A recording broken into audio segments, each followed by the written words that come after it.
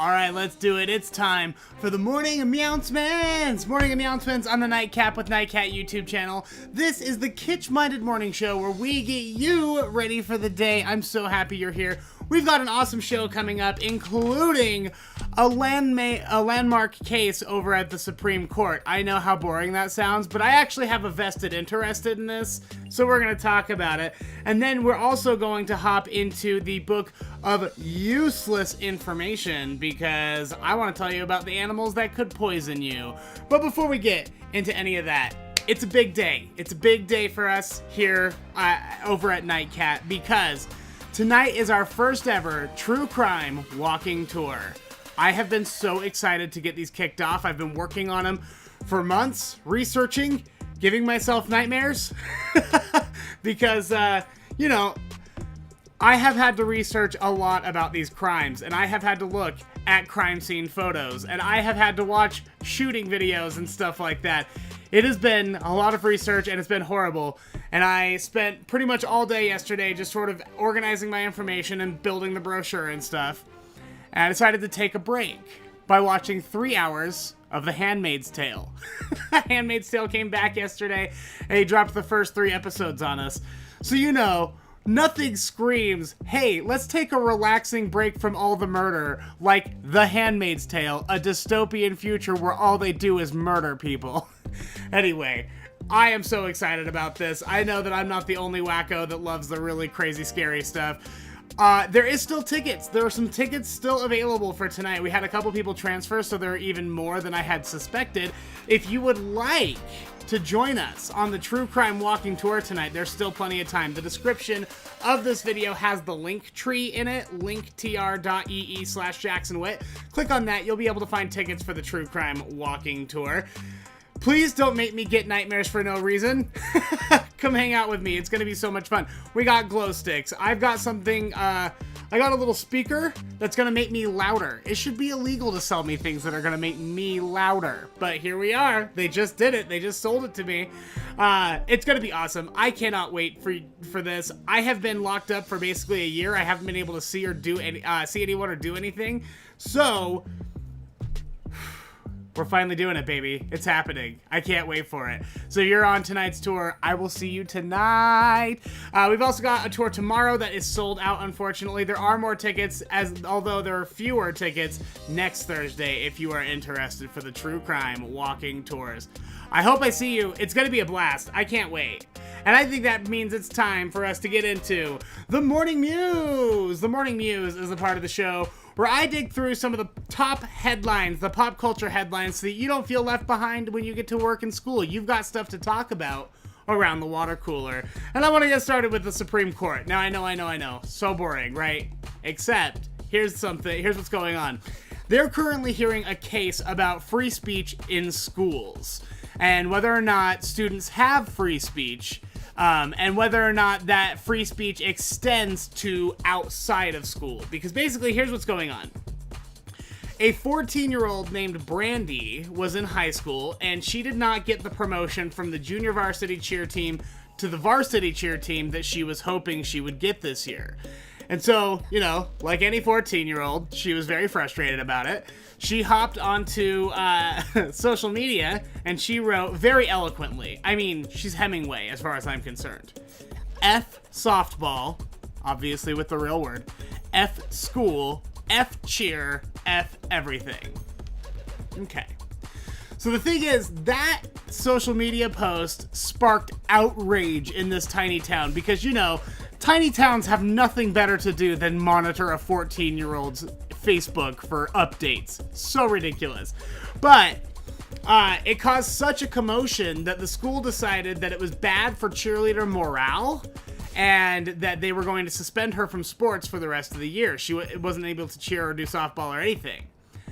So the ACLU gets involved, and they're like, you have free speech rights. We're going to take this to court. And now it has made its way all the way to the Supreme Court, who now has to decide whether or not those free speech rights extend outside of school. Because back in the 1960s, they've already heard a free speech case at schools. This is at the height of the Vietnam War, and people were really protesting a ton. And they determined that the First Amendment applies to students while they're at school. So they are absolutely allowed to protest the Vietnam War. But that also means they're also allowed to say whatever they want at school, which, if you've been in school, we both know is not the truth. You are not allowed to say anything at school. You give a teacher the wrong look, you're going to end up in detention. So we already don't have the rights that we have, but now we don't even have the rights to say whatever we want when we're in the privacy of our own home. Give me a break. Now, the reason I'm so fired up about this, and I feel so bad about this girl, is because I was once fired from a job for basically the same thing. I was working in retail. Retail is garbage. I hate it. I hated that job. It was the worst. But I went in every day and I had a good attitude about it and I made a ton of sales. I was a good employee, even though it was a garbage job.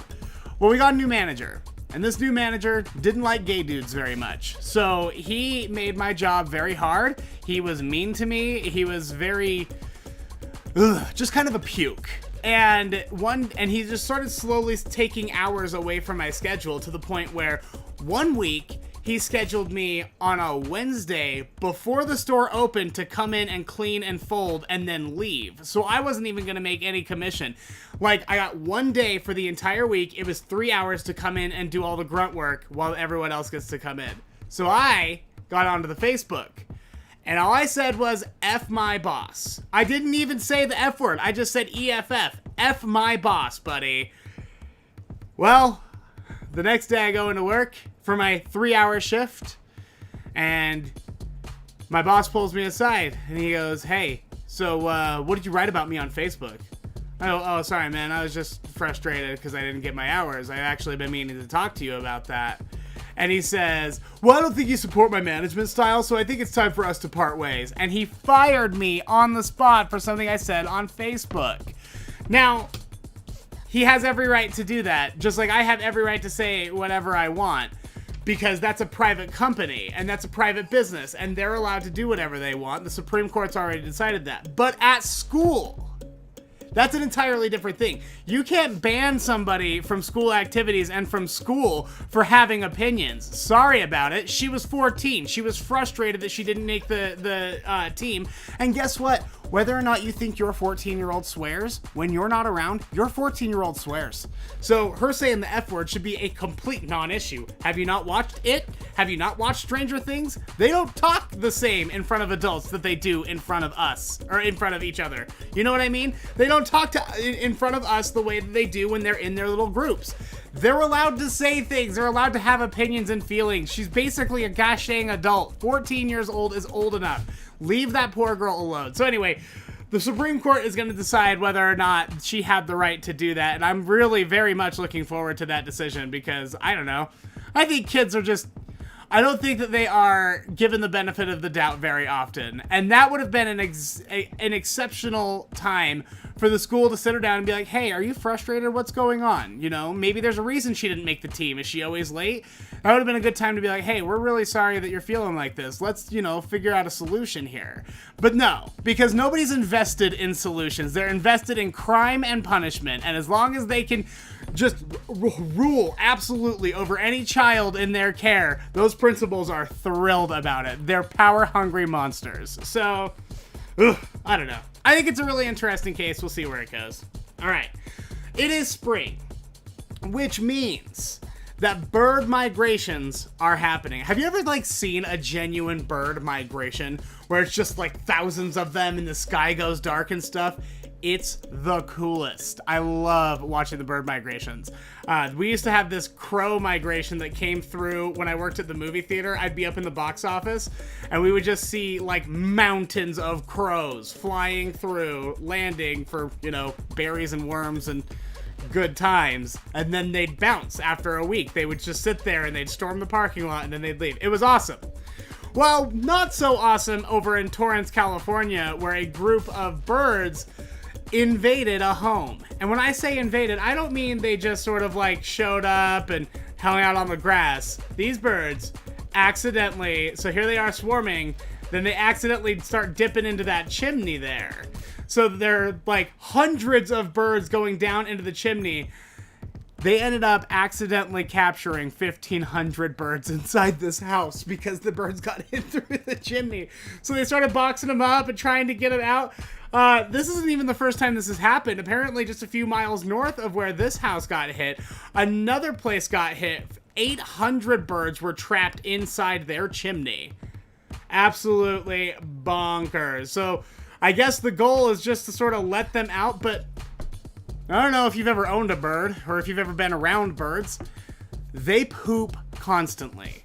They poop non-stop. It is non-stop pooping with... Oh, that's not what I meant to do at all. Man.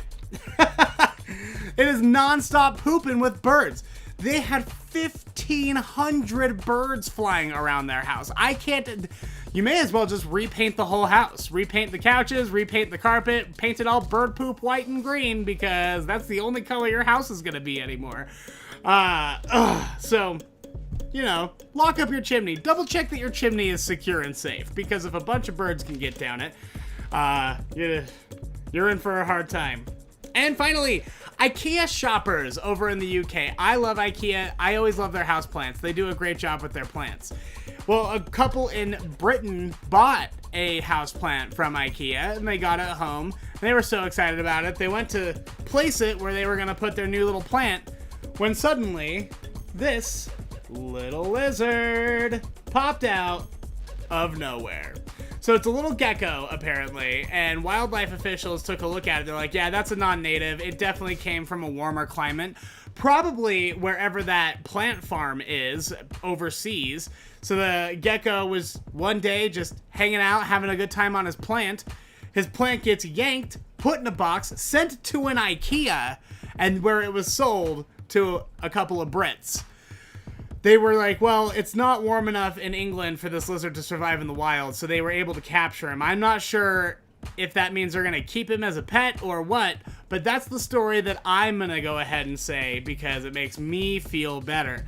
They caught the gecko and they're keeping him, and now he's basically the king of all geckos, and he's got a great home and lots of blueberries and stuff to eat. So good for him. Oh, so cute. Listen, I would be so jazzed. They called authorities. They got wildlife involved. If I got a lizard with my plant, I'd be like, score, free lizard. Are you serious? And Lord knows, I've got an animal container around here that would fit that free lizard. I am ready to go. I am always prepared for a free lizard situation. So cute. I want one. And that is the Morning Mews. All right, I think it's time, real quick, to plug our Patreon. Patreon.com/NightCatShow. I'm sure I'm preaching to the choir here at this point, but if you don't know, Patreon.com is an awesome resource for artists like me, people who are independent, who are trying to make our shows and get them up off the ground without any big money involved. Patreon is a great way to do that. You can pledge either $3 a month or $5 a month, whatever you feel comfortable with, and every month, right around the first of the month, those charges will come out. I take that money and I use it to invest in new equipment. I use it to buy caterpillars and pay my rent and other stuff. So it's very, very helpful for me. It is the best way that we can keep Nightcat on the air is through Patreon. If you have anything extra that you can donate, that would be great. I'm asking for 3 or 5. If you have more than that, awesome. I'm not going to say no. But if you can pledge anything, I always really appreciate it. Patreon.com/NightCatShow. And I want to quickly plug our podcast. Nightcat Radio is the podcast for all Nightcat related excursions, adventures, fun times. Nightcat Radio. I take the audio from every Morning aMEOWncements episode, like this one right here, as well as the Nightcap with Nightcat episodes, and I also have an episode that drops every Friday called Curiosity Killed Nightcat, where we talk about true crime and paranormal stuff. So there are 7 episodes a week. 7 20 to 30 minute episodes every week uploaded to the Nightcat Radio podcast, which is right here. The Nightcat Radio podcast. Go check it out. You're gonna love it. Find it on your favorite podcast directory. Give me a 5-star review if you're listening on Apple Podcasts as well. That would be very, very helpful. But The podcast has suddenly become bigger than the YouTube stream and everything else that we do. So I know that there's a hunger for it. I know that a lot of people who listen to me on the radio might not be into YouTube, but they still want the content. It's all available on the Nightcat Radio podcast. Find it on your favorite podcast directory. You're gonna love it, I promise. I'm not just saying things. I'm not just spitting words at you. You're really gonna love it. All right, then I guess it's time for us to get into the book of useless information.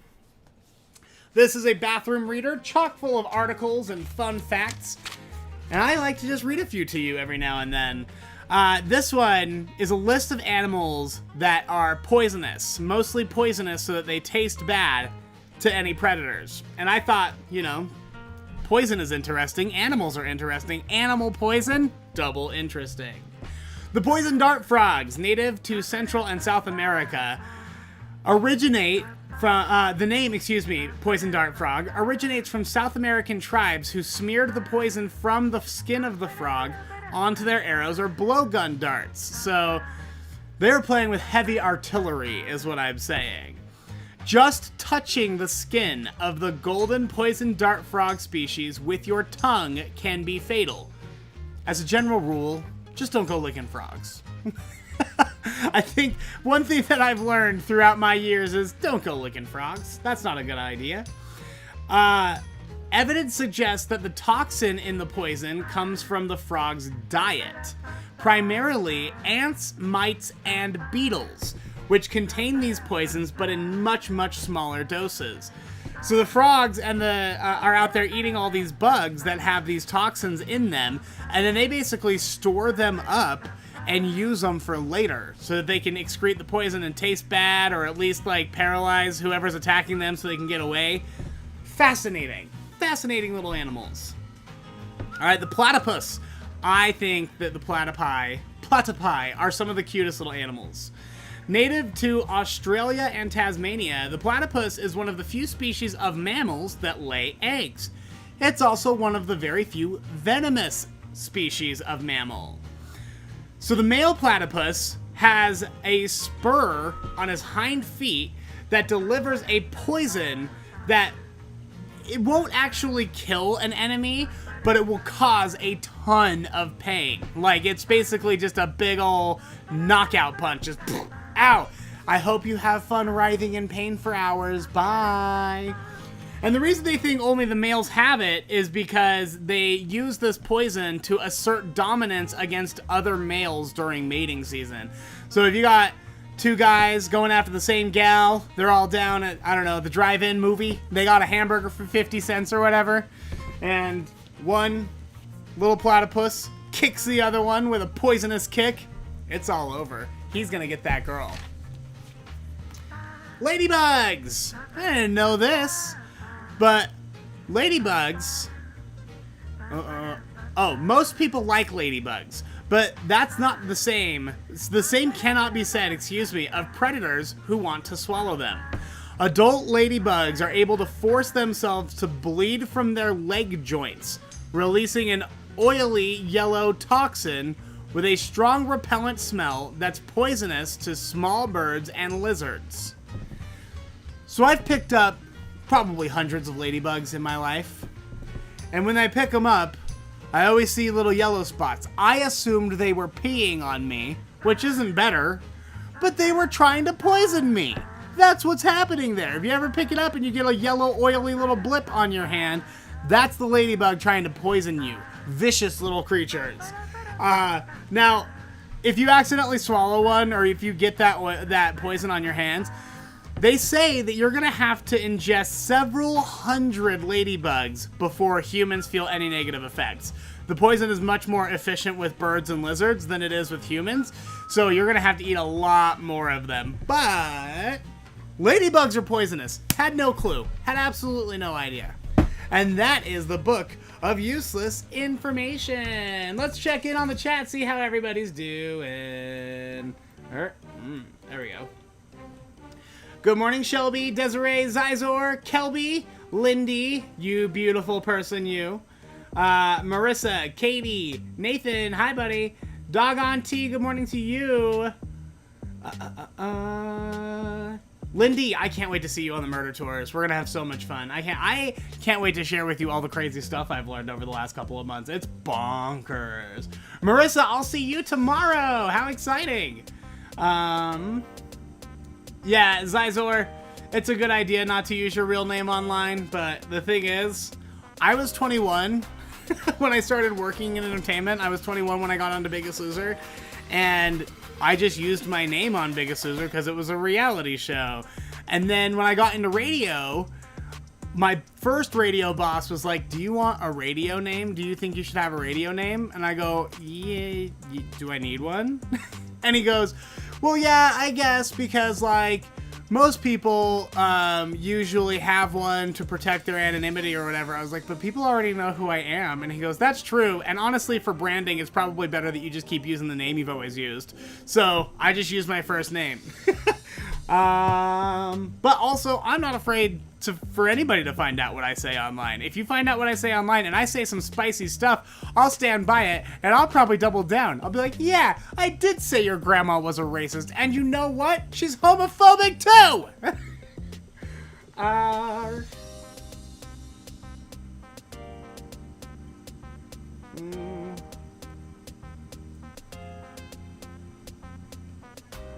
Oh, Shelby, I hope I wasn't too annoying with the whole Supreme Court case. I just think it's... I don't know, man. I'm a real political nerd. I really am. I try not to bring political stuff to the show because I know that that's not everyone's cup of tea, and it's really boring for a lot of people, but...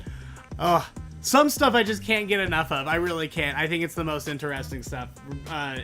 Free speech is always so fascinating to me because our concept of free speech in this country is that what everyone assumes is that you can say whatever you want and you won't get in trouble for it. But free speech, all it protects is your ability to stay out of prison for saying whatever you want. You can absolutely say whatever you want and not go to prison or not get in trouble with the government, but that doesn't free you from the social consequences of it.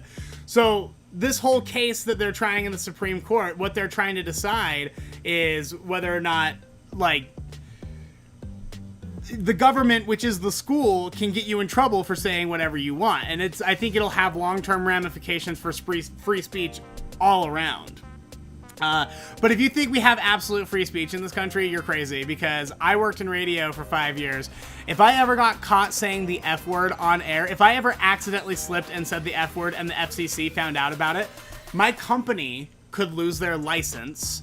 I personally could face a huge fine. I mean, talking tens of thousands of dollars in fines for one slip up, one F word. And so no, I'm not free to say whatever I want. I can't say whatever I want without the government getting me in trouble when I'm at work. So yeah, guess what? We don't have freedom of speech in this country, and we need to protect what little we have whenever we can. You know what I mean? It's interesting, and it's a lot more complex than just, oh, we're free to say and do whatever we want, because you're not. You're absolutely not, and you should know what the limitations are, and if you're upset with the limitations, you should do something to fix it. Good morning, Loot Socks. How are you, dear? Good morning, Erica. Hi. Nisha. Oh, the birds.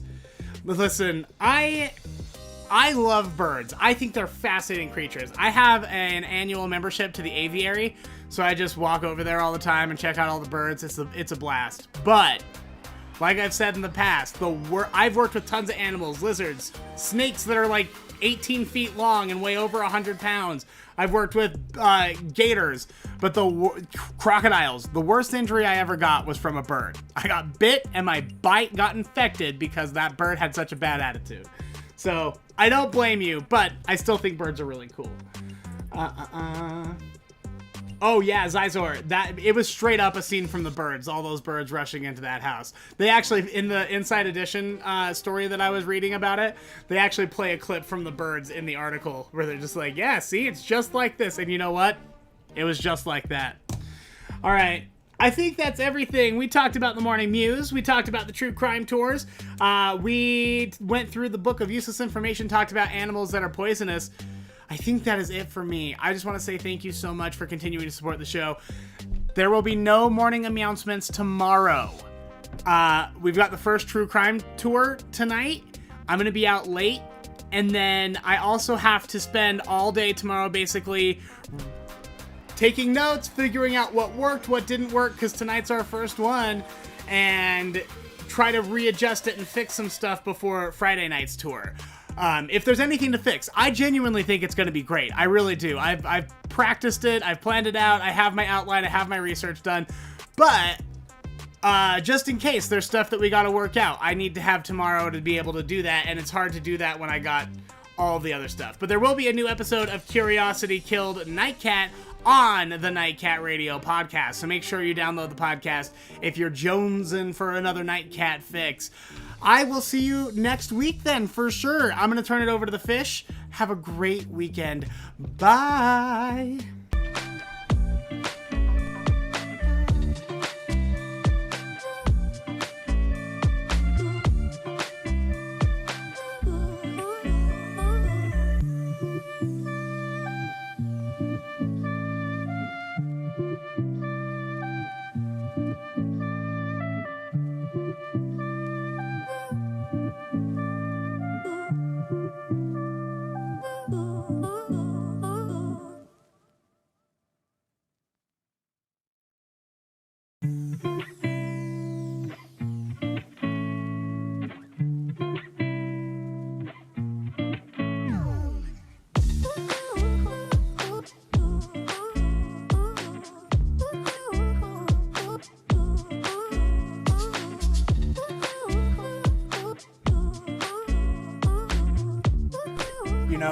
While you're checking out the fish, that would be a great time to head over and like this video. Go ahead and give me the thumbs up. Bless you. Thank you so much.